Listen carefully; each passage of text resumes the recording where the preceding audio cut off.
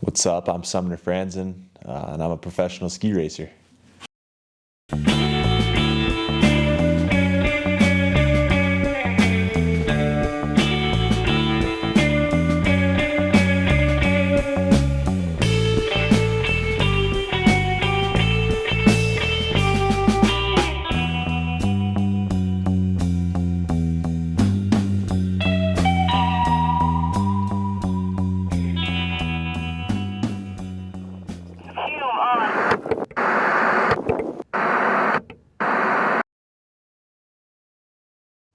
I started skiing when I was 2, honestly before I can remember. And some of my first memories are on skis, so it goes way back. And have you always been a ski racer? I started maybe around 8, I'd say, and then took a year off, went back into it, and then throughout high school I didn't race at all, and then my senior year decided to go full gas. I grew up skiing in Vail, Colorado. Grew up going to high school down the road in Denver, but now we're all over the world. It's a blessing. It's a tough industry to make a living off of, so I mean, I'm not playing in the NBA or the NFL. They don't give us a bank account, but I mean, all winter racing against the fastest guys on the planet and traveling the world ski racing.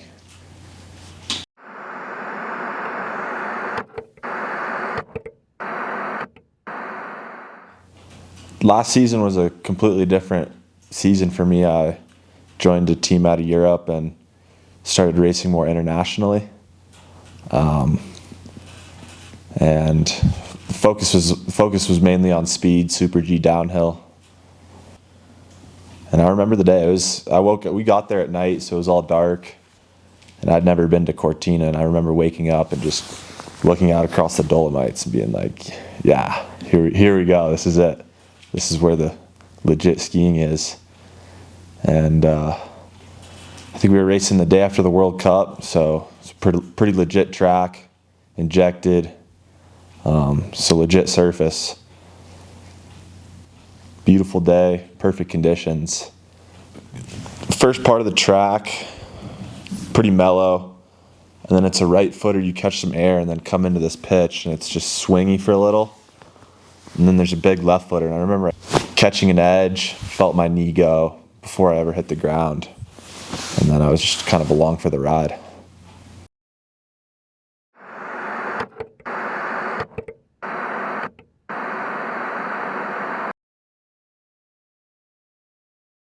I didn't know I was injured for about 2 days, and then that's when I knew the season was over. We were in Cortina, and we had to drive back to Positano.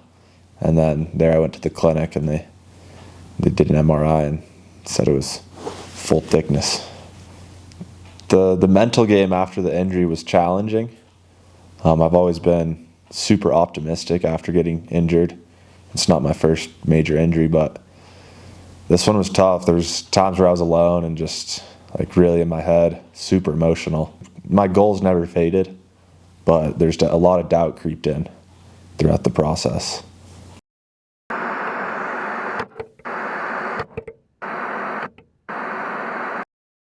My daily routine is usually the most consistent when I'm at home in Denver. I had kind of a wild summer, so it was never too consistent. Wake up 7 a.m., head to the gym, come home, make a breakfast, and then like recharge a little, hang out with the family, go just mess around, do whatever. And I always made sure I tried to recover the leg a little, so do whatever stretching I could on my own or just muscle work, things that I knew helped. The mental strength to get through it was definitely a challenge, but I think my favorite escape was getting out to California, spending time with my brother. I remember the first real thing I was able to do besides golfing was surf. And that really helped me out, just being able to forget about the injury and do something I loved.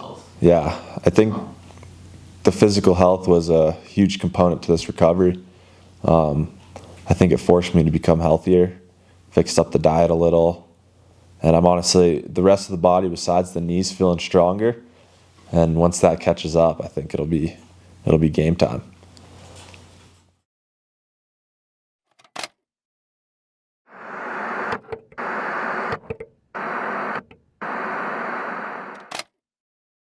I think my recovery looked a little different from the average racer that returns to snow. I started out in Vail at Howard Head doing normal PT, and then I moved back to Denver just to be at home and go to the gym with some guys I trusted. And I give a lot of credit to the guys at Fast Performance. I've kind of lived there for the past 9 months. Yeah, physical therapy was always focused solely on the left knee, strengthening the quad. Physical therapy up here in Vail was strength training and then a little bit of dry needling, a little bit of like soft tissue stuff, a lot of neurocognition, which is like your brain connection to your muscles and like balance stuff. So we worked on that a lot, getting that back. And then in Denver, once I moved in the gym, it was all strength. So my PT down there was a lot more dry needling and just maintenance of the leg. Honestly, though, PT was probably my favorite part of the day because I got to get out of the house and get moving for a little. I remember 2 weeks laying on the couch, I was in there going insane. I remember just making noises, stemming my brain, and my mom's like, "Are you bored yet?" And I'm like, "You kidding me?" The biggest challenge off the bat, I would say just not being able to be independent and having to have so much help and relying on so many people. And then just, being by myself while the rest of my teammates are still out there racing, or just watching the whole, everyone be able to race and you're just at home doing nothing.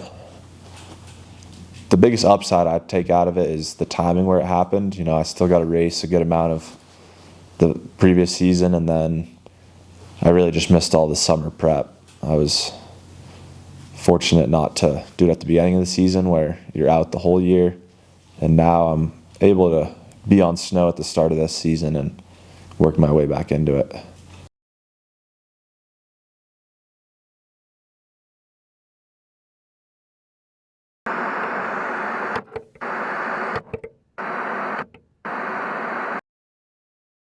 Yeah, I'm finally back, able to ski again. I thought I'd be a little further down the road. My goal was to race on December, it's November 26th right now. And I was hoping to race on December 10th, but we had to push that back. There's still some pain in the knee. I still have some work to do, but it's been so refreshing being able to be back on snow and see a light at the end of the tunnel. It was all summer was work, and then now there's finally a little reward. And it's getting better every day on snow. But I don't want to rush it. I want to do it the right way. And right now we're planning to come back and race in January. So my first day back on snow was interesting. I had planned to do it with my team at Aspen, but they didn't have the resources yet. There wasn't enough snow. So I went up by myself here at Vail, and I went out there on some free skis and just slid around. I went down for lunch and I was like, this doesn't feel right. I gotta go back up there. And I threw off the knee brace and just, flew around for a little, got some wind back in my face. And I was like, it was painful. So I knew I had a ways to go, but it was so exciting to get the wind back in your face and just feel the air. I remember my goal on day one was just to smile at the snow and remember my love for the sport. Physically on the first day, it felt a little interesting. I was confident I could stand on it. I could press it in the front of the boot good, but actually getting into the turn and going on a clean edge and building force made it pretty painful. Right now, I'm feeling really excited to get back into racing. I still have some work ahead of me, but I'm so excited to get back into the grind of skiing and train some gates and just all the feelings that come with it. There's a lot of ups and downs, but it's such a cool journey. I can't wait to get back out to Europe and train out there and, just be with the team again. It's been a lonely summer, so I'm excited to get back out there with the boys. In terms of my career and how this injury affected it, in the long term, I think it's going to be honestly a big blessing. I've learned so much about myself the past 9 months, and I'm going to be able to bring so many new tricks and just experience into this season. I'm really excited for that, and I think it just keeps me hungry. The return to racing goal right now is first week of January in New York. Whiteface, downhill.